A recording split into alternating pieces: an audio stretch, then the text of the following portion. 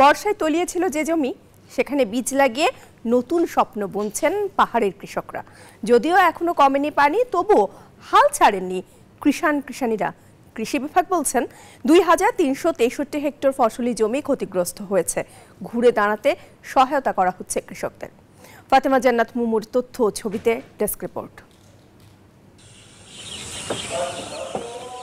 এক সময় এসব জমি ভরপুর ছিল ফুলে ফলে, তবে এখন ভিন্ন চিত্র।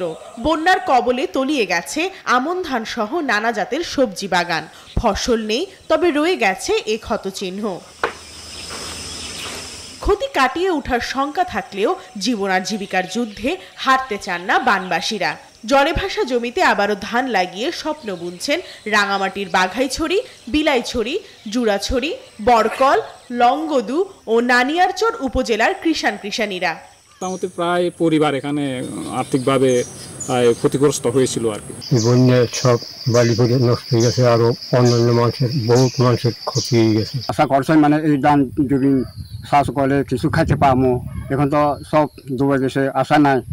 সম্প্রতি টানা বৃষ্টি আর পাহাড়ি ঢলে রাঙামাটিতে ক্ষতিগ্রস্ত হয়েছে আদা, হলুদ, মরিচ, ধনিয়া, আমন ও আউশ ধান সহ ২,৩৬৩ হেক্টর জমি, যার আর্থিক মূল্য প্রায় ৪৮ কোটি টাকা। আর ক্ষতিগ্রস্ত পরিবারের সংখ্যা প্রায় ১০,০০০। যে সমস্ত চারাগুলো আমাদের এখনো সামান্যটুকু বেঁচে আছে, এগুলোকে পানি দিয়ে কিভাবে সুন্দরভাবে কাদাগুলো ছড়াইয়া কিভাবে তাদেরকে বাঁচিয়ে রাখা যায়, এই চিন্তা ভাবনা করতেছে কৃষক। আপদকালীন বীজ বিতরণ করে ক্ষতিগ্রস্ত কৃষকদের ঘুরে দাঁড়াতে সহায়তা করা হচ্ছে বলে জানিয়েছে কৃষি বিভাগ। ইতিমধ্যে রাঙ্গামাটি পার্বত্য জেলার জন্য ৩,৫০০ জন কৃষককে প্রণোদনা দেওয়ার জন্য স্বাভাবিক প্রণোদনা কার্যক্রম পেয়েছি।